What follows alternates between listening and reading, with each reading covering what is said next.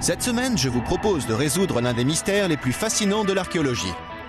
Qui a construit ces incroyables monuments? Étaient-ce réellement les Égyptiens?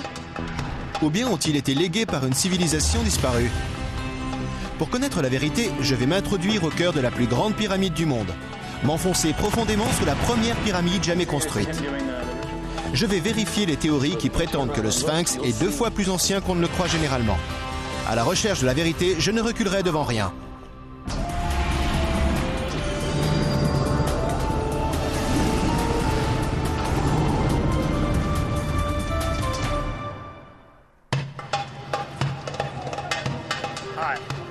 Bonjour, je suis Josh Bernstein, et ça, c'est le Caire.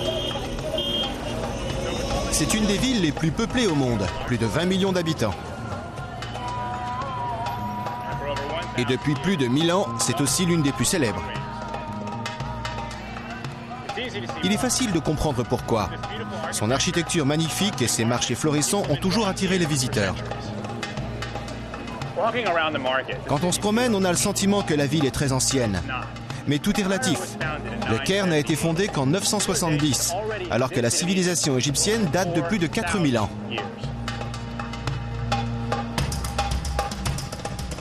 Et il serait difficile d'en manquer les vestiges les plus voyants.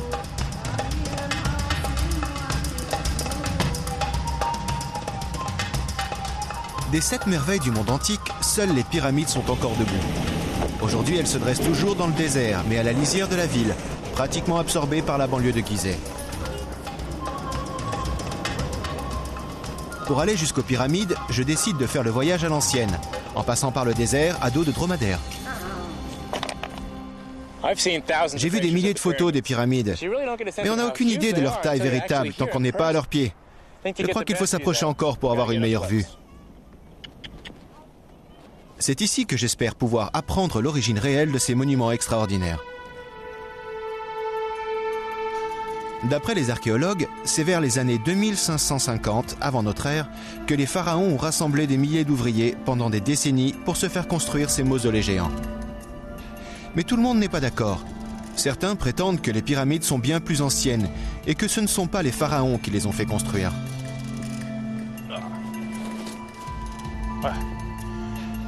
Si vous voulez voir les pyramides, c'est le meilleur moyen de s'en approcher. Merci à Bibi.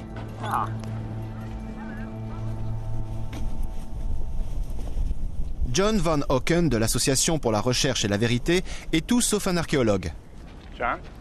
Ses théories sur l'identité des bâtisseurs des pyramides sont complètement différentes de celles de la plupart des archéologues. Nous y voilà? Nous y voilà. La grande pyramide de Gizeh. On peut grimper? On verra mieux. John prétend que les pyramides remontent à plus de 12 000 ans, qu'elles furent construites en 10 500 avant notre ère. Ces croyances sont basées sur les travaux d'un théoricien américain bien connu, Edgar Cayce, qui au début du XXe siècle a relancé l'intérêt pour la civilisation mythique de l'Atlantide. Non seulement il soutenait que cette civilisation très avancée a réellement existé, mais qu'elle est à l'origine de la construction des pyramides.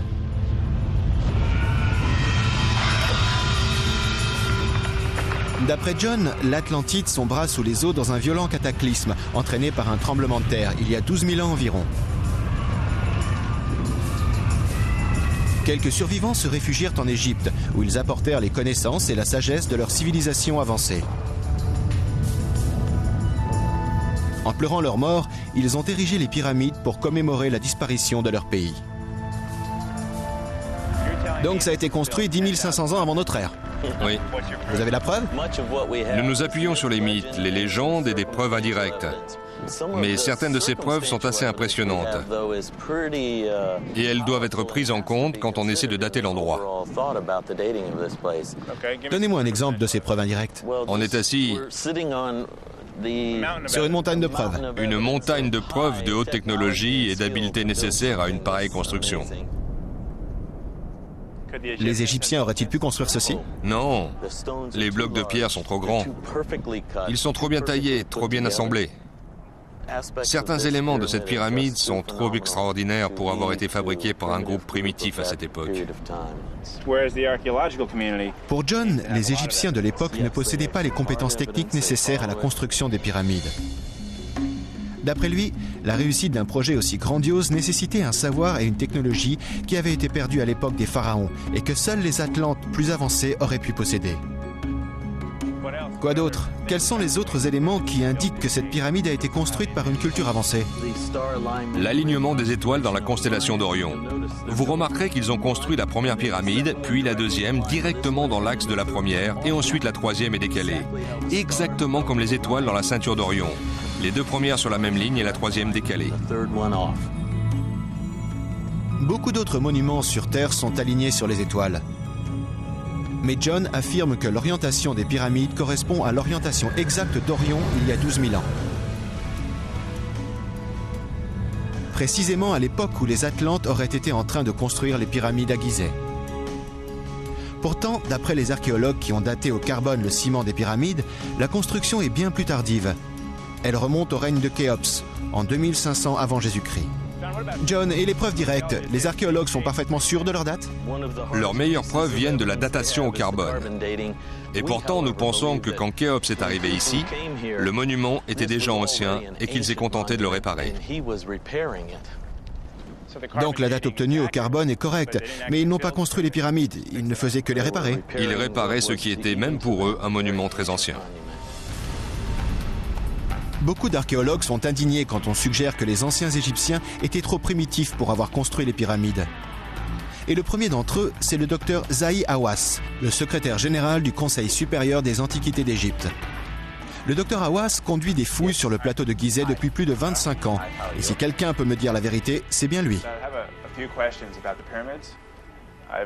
Je viens d'entendre une théorie passionnante sur qui a construit les pyramides et quand. Les gens aiment bien échafauder des théories, ils aiment rêver. Le docteur Hawass a souvent entendu ces théories et il est clair qu'il s'en agace rapidement. Les preuves archéologiques sont suffisamment nombreuses pour établir que les constructeurs des pyramides étaient les Égyptiens. Pour lui, il n'y a aucun doute. Les travaux archéologiques prouvent que les Égyptiens ont bien construit les pyramides. Nous n'avons jamais découvert de preuves de l'existence de civilisations disparues. Rien. Jamais. Pas très loin de son bureau, à l'ombre des pyramides, il y a une série de tombes construites d'après lui pour les ouvriers du chantier. Pour les archéologues, ce cimetière ancien est un élément primordial qui établit le lien entre les anciens Égyptiens et les pyramides. Regardez, ils ont construit leurs tombes avec les restes des pyramides. Ils ont mis de côté des blocs de calcaire pendant qu'ils construisaient les pyramides et ils sont enterrés là. Regardez leurs tombes. Ce sont les tombes de ces mêmes ouvriers qui ont déplacé ces pierres. Le docteur Hawass m'apprend que, contrairement à ce qu'on croit généralement, les ouvriers des pyramides n'étaient pas des esclaves. Plutôt que de payer des impôts, les familles nobles égyptiennes préféraient fournir des ouvriers qui travaillaient sur le chantier par période de 3 mois. Regardez toutes ces tombes. En étudiant chacune d'entre elles, nous pouvons apprendre énormément sur les ouvriers qui ont construit ces pyramides. Et cela prouve une chose importante que je dis toujours, les pyramides étaient un projet national.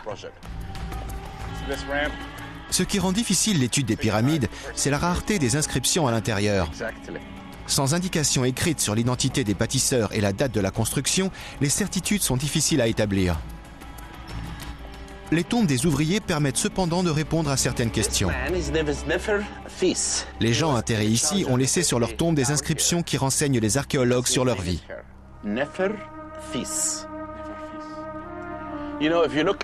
Regardez ce hiéroglyphe. Cela dit Sage Seru, l'inspecteur des officiels. Regardez Josh. C'est son nom en hiéroglyphe. Wisser Nenesut.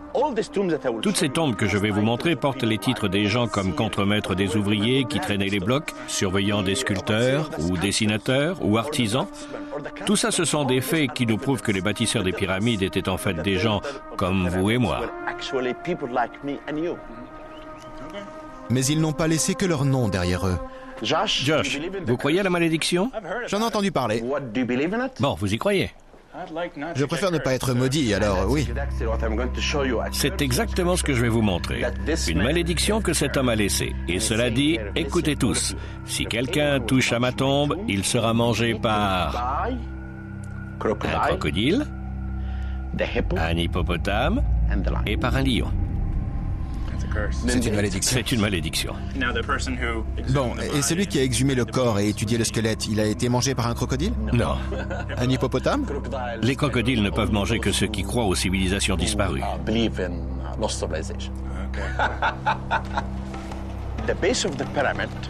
Le docteur Hawass a autre chose à me montrer que les inscriptions sur les tombes. Il affirme qu'il existe d'autres preuves au cœur même de la Grande Pyramide. Des preuves cachées dans une pièce à laquelle presque personne n'a jamais accès. Est-ce que c'est l'entrée d'origine? Non, cette entrée a été percée au IXe siècle.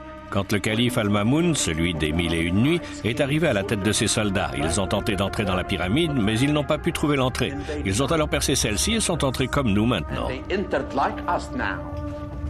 J'ai l'impression de voyager dans le temps, de me plonger au tout début de la civilisation. C'est un sentiment extraordinaire.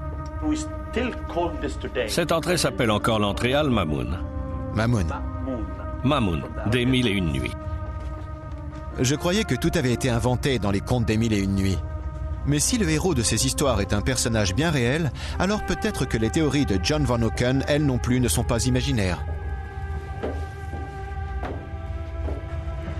Zahi Hawass me guide maintenant dans les profondeurs de la pyramide de Khéops, le long de puits littéralement creusés à même la pierre. À chaque marche, l'air devient plus irrespirable et les murs plus étroits.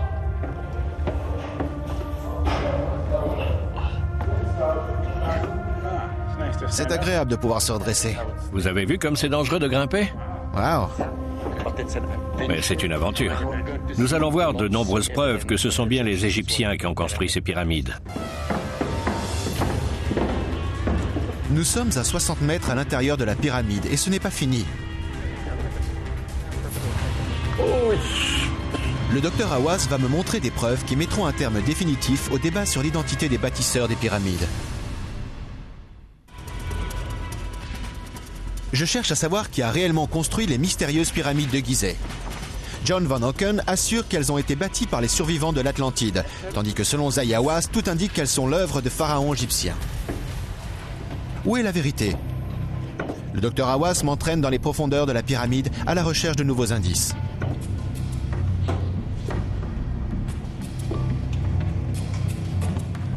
Nous sommes à plus de 150 mètres à l'intérieur de la pyramide et nous nous approchons d'un passage étroit appelé l'antichambre. Lors de la construction, l'antichambre a été condamnée par 3 énormes herses de granit qu'on a fait tomber dans le passage pour bloquer l'accès à la pièce la plus importante de la pyramide, la chambre du roi. Les herses sont maintenant disparues et simplement en se baissant, nous pouvons entrer dans la pièce.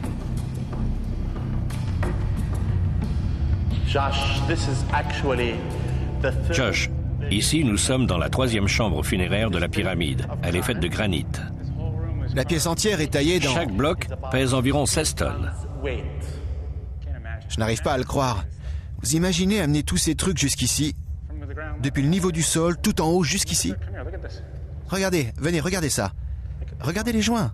Regardez comme c'est parfaitement découpé. Une chose est sûre. Quel que soit le bâtisseur, il était extraordinairement habile. Mais nous allons encore plus loin que cette chambre funéraire. Le docteur Hawass me guide jusqu'à un endroit de la pyramide fermé au public, que presque personne ne voit jamais. Au-dessus de la chambre funéraire, il y a une série de 5 pièces appelées les chambres voûtées. C'est là qu'il va me montrer des graffitis qui, d'après lui, ont été gravés par les bâtisseurs de la pyramide eux-mêmes.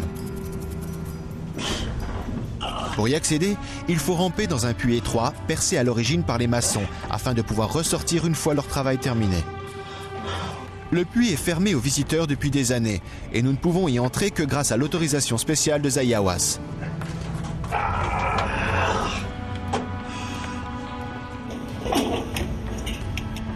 D'habitude, les visiteurs ne viennent pas jusqu'ici? Jamais. Moi, je ne suis pas venu ici depuis 9 ans. La progression est difficile. Je comprends pourquoi il y a si peu de visiteurs. Est-ce que les Égyptiens étaient petits? Vous manquez d'entraînement. Est-ce que les Égyptiens étaient tout Non, petits? ils étaient comme nous. Ils faisaient 30 cm?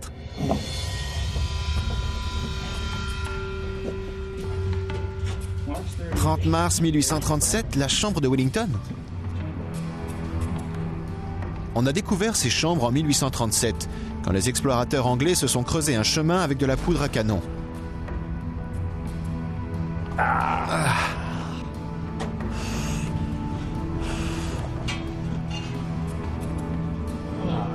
Ah, ça va mieux.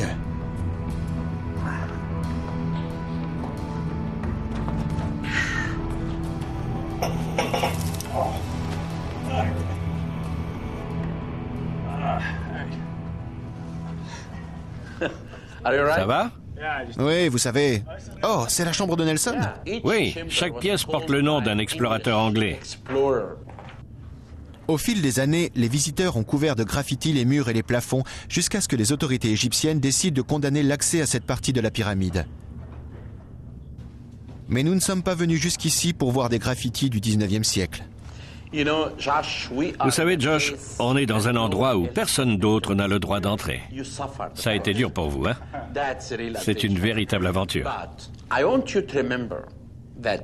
Rappelez-vous que les pyramides de la 4e dynastie ne portent pas d'inscription, parce que la tendance de l'époque, c'est de construire des choses massives.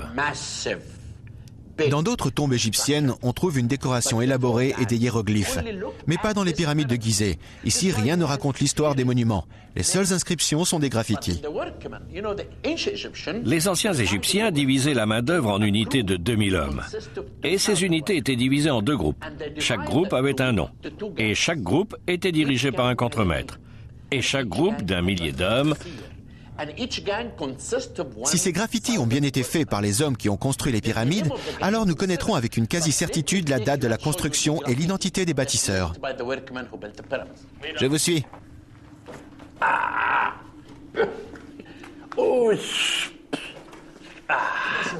Voilà par quoi commence l'archéologie. Oui. Ça aide de grogner? Oui.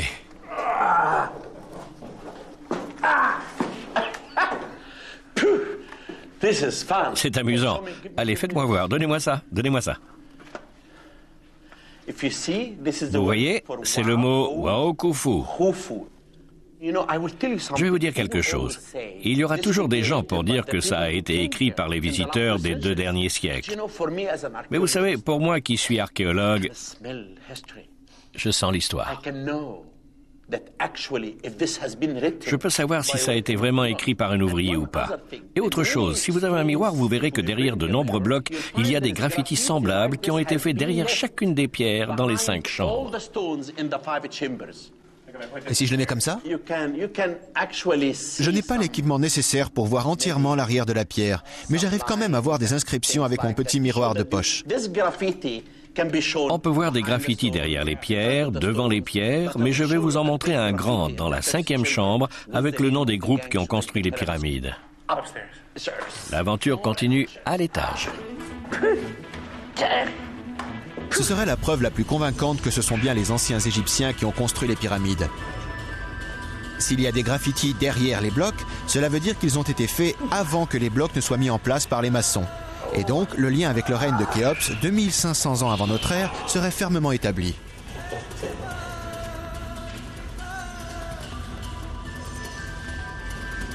Ici, nous sommes dans la dernière chambre voûtée, le point le plus élevé qu'on peut atteindre à l'intérieur de la pyramide.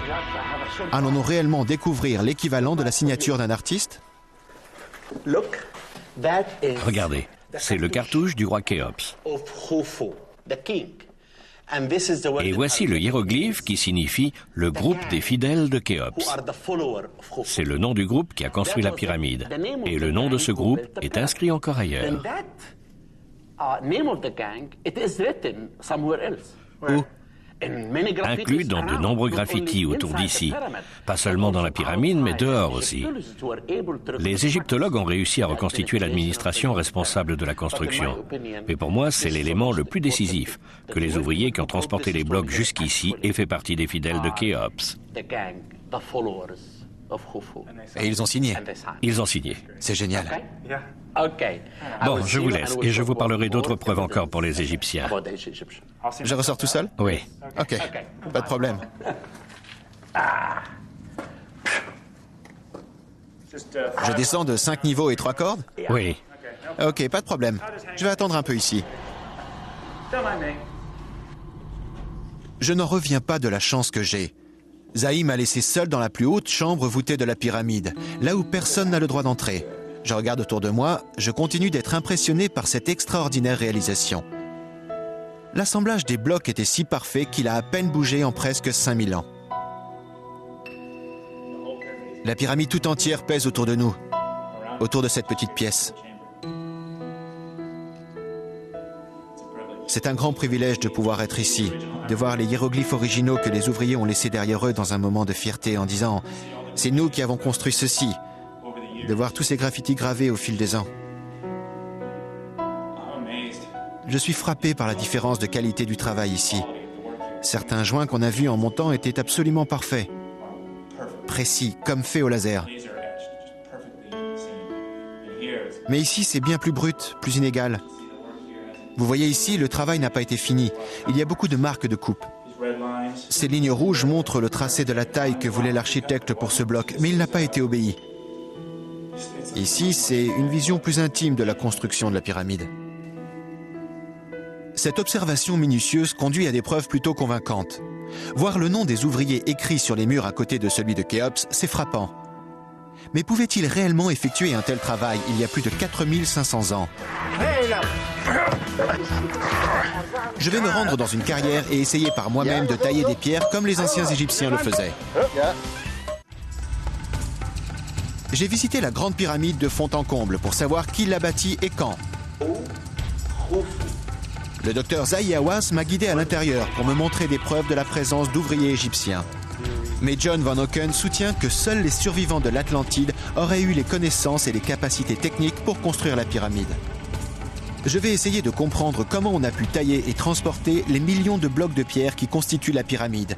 Et la meilleure manière de le savoir, c'est de me faire tailleur de pierre moi-même. Je suis au sud du Caire et si j'arrive à suivre les indications qu'on m'a données, je devrais trouver une carrière au bout de la route. Je dois rencontrer Danny Roy, un spécialiste des méthodes de construction des anciens Égyptiens. Il doit me montrer comment ils ont taillé et transporté des blocs aussi massifs pour construire les pyramides. Je n'ai pas encore très bien compris comment marche la priorité par ici. Allons-y.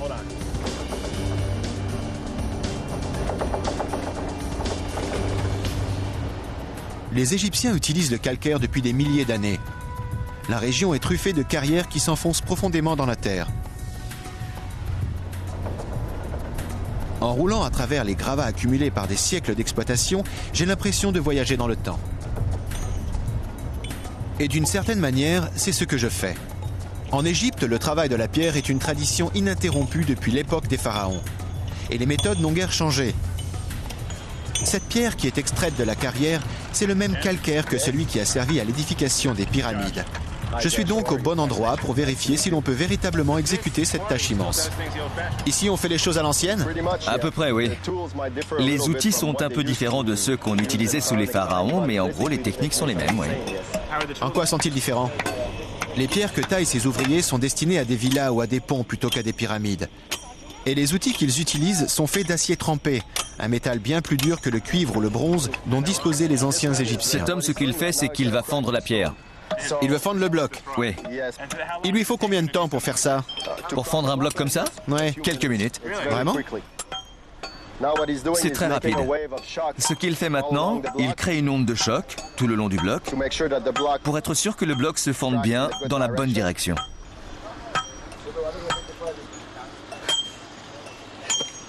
Je ferais mieux de m'éloigner. Ce bloc est beaucoup plus petit que les blocs utilisés dans la construction des pyramides, et il a pourtant fallu beaucoup d'efforts pour le fendre à coups de masse. Mais la netteté de l'angle de coupe me rappelle la précision des joints que j'ai observés dans la pyramide. Si la pierre se fend aussi parfaitement, alors les anciens Égyptiens ont très bien pu en faire autant. Vous voulez essayer? D'accord. C'est impossible de rater. Il faut seulement frapper de toutes vos forces là-dessus avec ça. C'est important mon swing? Pas au-dessus de l'épaule? Aucune importance tant que vous frappez sur le coin.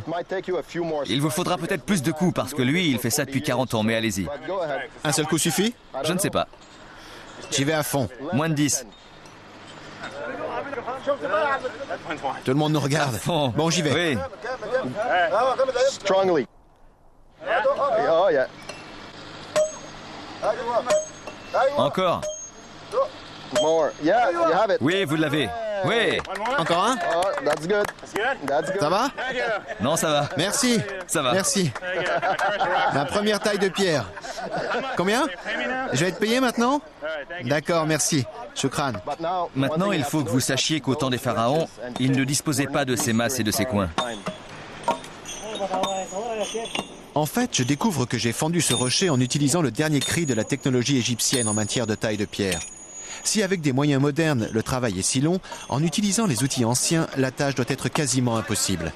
Danny m'entraîne un peu plus loin pour observer d'autres ouvriers qui emploient des méthodes plus traditionnelles. Ils pratiquent des saignées pour séparer le bloc de la masse de la montagne. Et ils ont fait ces saignées à la main?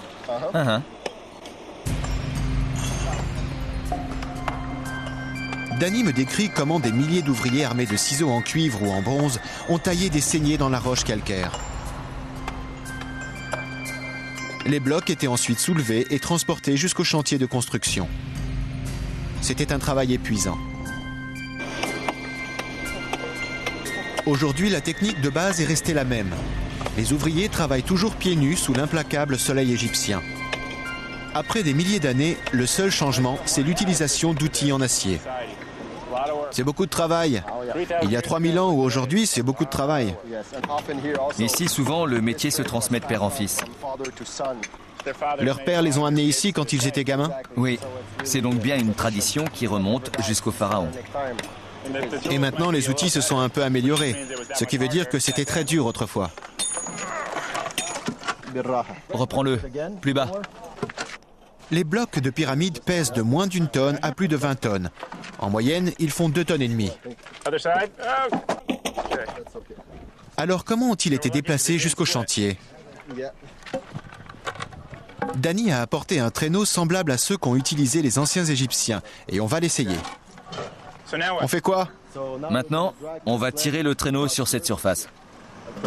Pour faire glisser les blocs, les anciens Égyptiens construisaient un plan incliné qu'ils recouvraient d'argile ou de poussière de roche. Une fois que le sol était arrosé d'eau, il devenait possible d'y faire glisser le traîneau. Ici, dans cette carrière moderne, nous n'avons pas de rampe d'argile, mais la poussière humidifiée devrait faire l'affaire, et nous aurons une assez bonne idée de la difficulté de la tâche. C'est censé être plat. Bon, à nous deux, on peut essayer? Oui, peut-être. Je me sens costaud. Il y a une technique? Non. On tire, c'est tout. Je crois qu'il nous faut plus de monde. Bon. C'est trop lourd. Ouais, il nous faut plus de monde. Il faut croire que je n'étais pas assez costaud. Mais Danny estime le poids de ce bloc à environ 2 tonnes. Ça me console.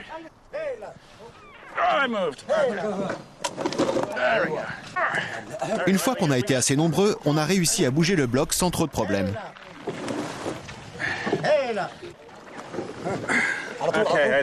Bon, on n'a plus d'eau. On n'a plus d'eau. Mais je crois qu'on a bien avancé de 10 mètres, non? Ça prouve que c'est faisable. Ça dépend uniquement du nombre d'hommes disponibles, de la quantité d'eau et de la distance à parcourir. Et il ne faut pas oublier que la surface ici n'est pas parfaitement plane. Il faut qu'on le remette là-bas? Non, on le fera rouler. Ouf, tant mieux.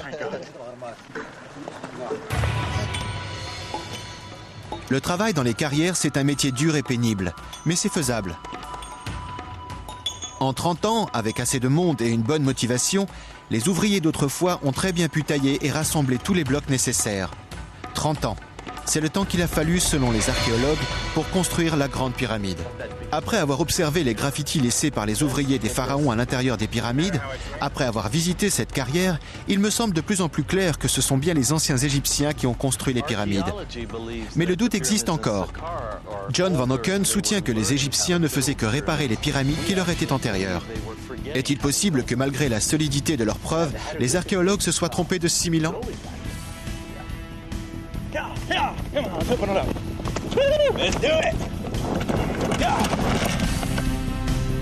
Ma prochaine étape va me conduire à travers le désert jusqu'à Saqqara, là où, selon les archéologues, a été construite la plus ancienne pyramide du monde.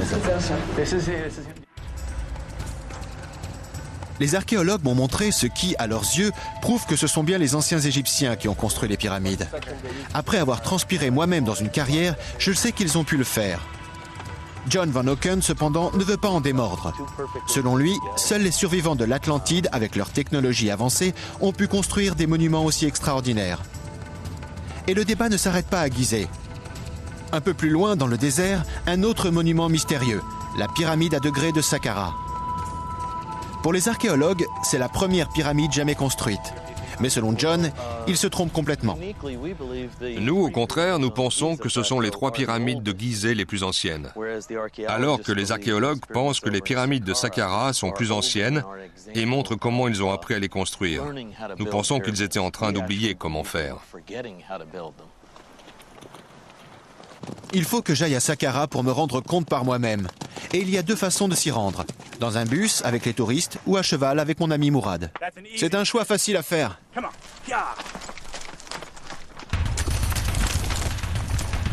D'après les archéologues, la pyramide à degrés de Saqqara date de 2630 avant Jésus-Christ. Soit presque 100 ans avant la grande pyramide de Gizeh.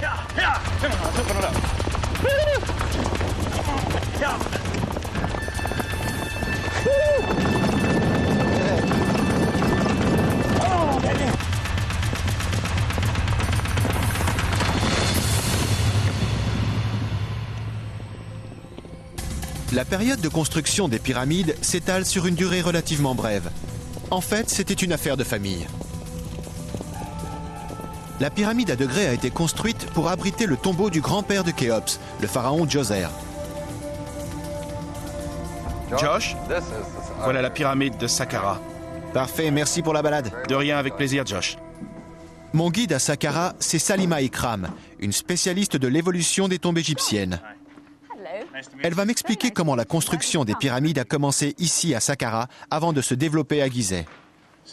Alors voilà la première pyramide du monde. Oui, c'est la première pyramide du monde et au moment de sa construction, c'était le plus grand monument en pierre. C'est une tombe pour le pharaon, mais en termes d'architecture, c'est une grande nouveauté. D'ailleurs, aucun bâtiment important n'avait encore été construit en pierre. Si un roi se faisait construire une tombe avant, ça ressemblait à quoi? Ça ressemblait un peu à ça. C'était des monticules peu élevés, mais ils n'étaient pas faits en pierre. C'était un tas de terre, de briques d'argile, de sable et de gravats entassés pour faire un monticule. Salima m'explique que la forme de cette pyramide est née le jour où l'architecte royal Imhotep a eu l'idée d'empiler ces monticules appelés mastabas pour en faire cette tombe grandiose que nous voyons aujourd'hui. Son idée était si novatrice qu'Imhotep fut révéré comme un dieu, et longtemps après sa mort, on continuait à l'adorer.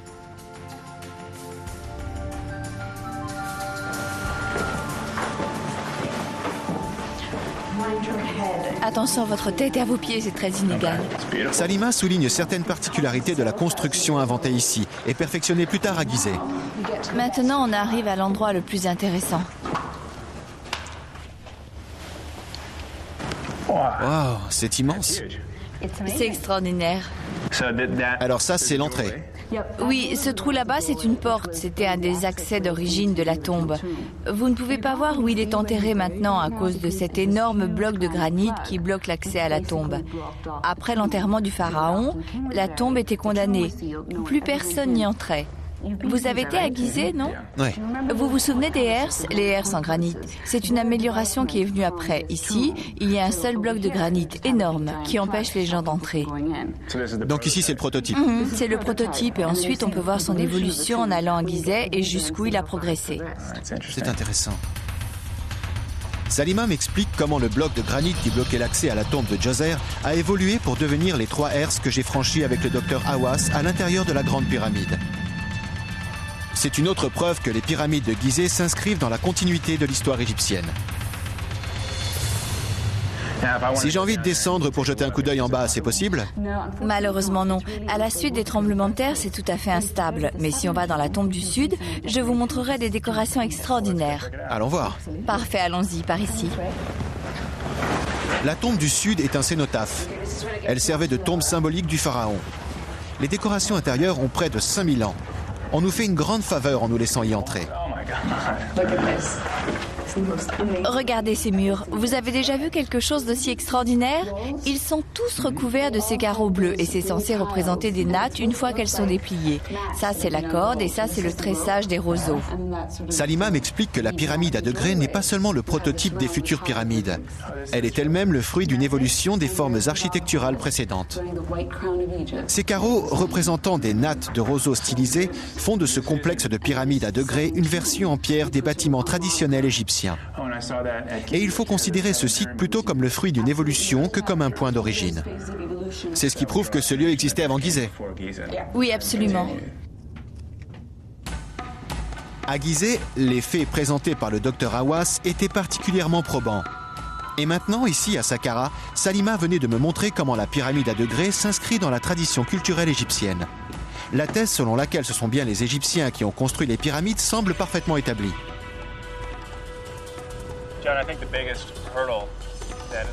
Alors qu'en pense John Van Auken?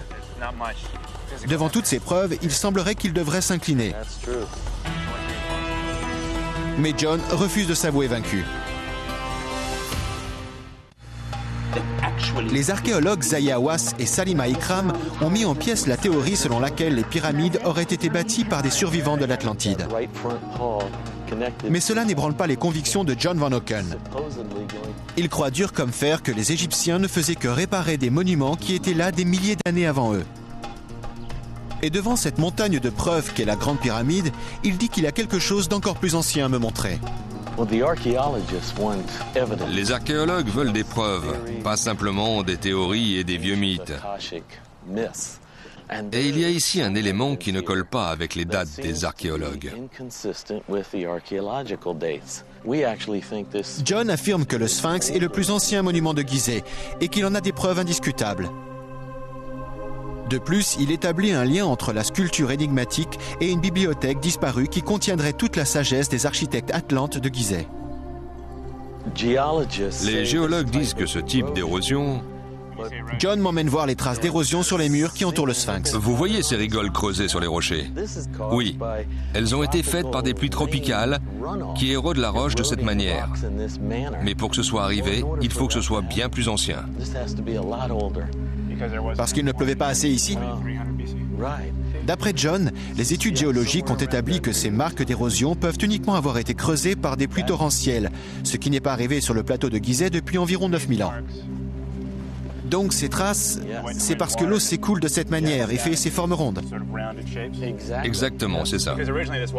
Si c'est vrai, John soulève un élément troublant. Le Sphinx est-il vraiment le monument le plus ancien de Gizeh?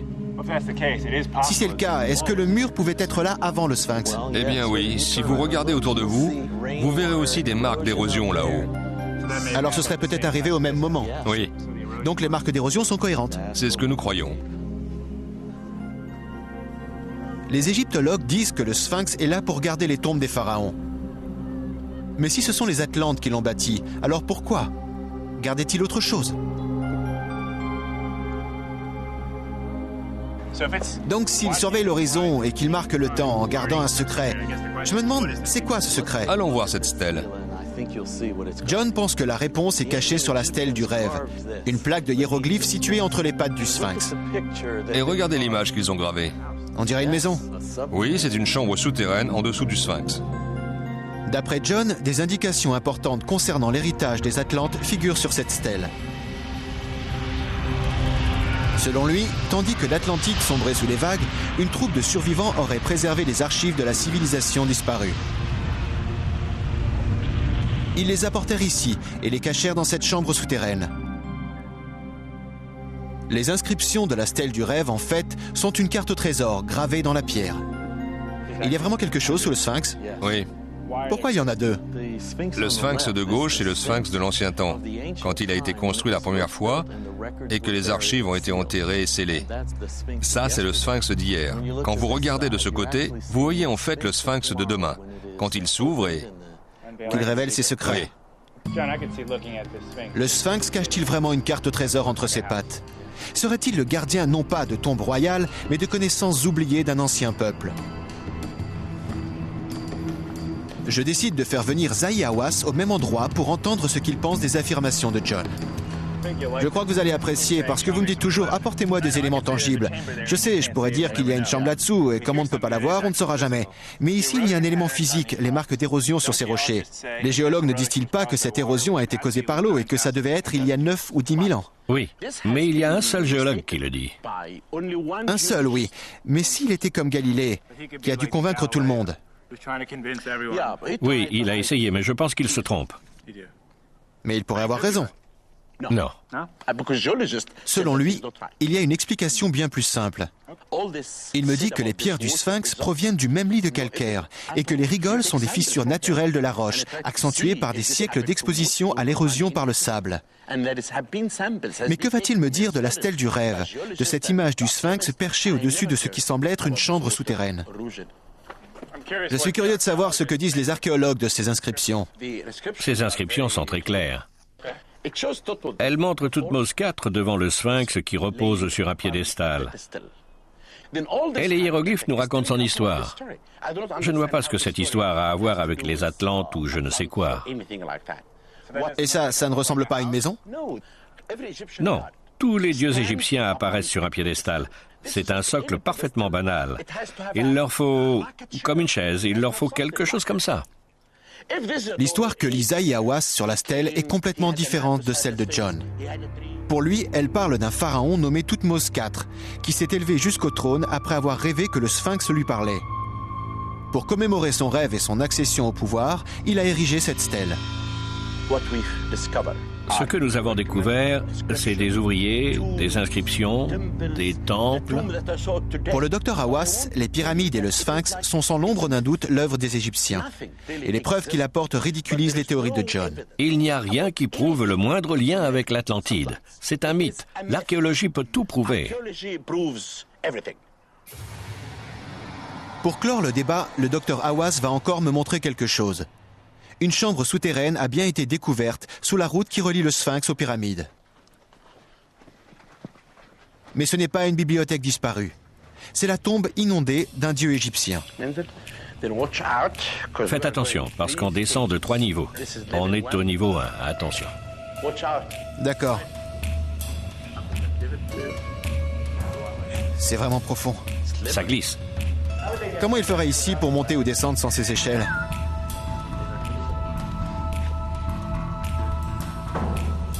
Niveau 3. Cette échelle-ci est drôlement branlante. Vous pouvez descendre maintenant. Profondément enfoncée sous le sol, la tombe d'Osiris, le dieu égyptien du monde souterrain. Je veux que vous voyiez ça. Tout ce que j'arrive à voir, c'est le dessus d'un énorme sarcophage. Oh, on marche sur un sarcophage. Ça, c'est le couvercle qui recouvre le sarcophage. Avant, j'ai découvert le hiéroglyphe appelé Pir, qui signifie maison. C'était où? On ne peut plus le voir. Il est sous l'eau maintenant. Le docteur Hawass m'explique qu'autrefois le plateau de Gizeh s'appelait l'endroit ou la maison d'Osiris. La présence ici de la tombe d'Osiris signifie que les tombes des pharaons et tous les monuments de ce plateau sont placés sous sa protection. Il y a effectivement des chambres souterraines ici, mais ce n'est pas ce que croit John Van Auken. Attention, c'est dangereux ici.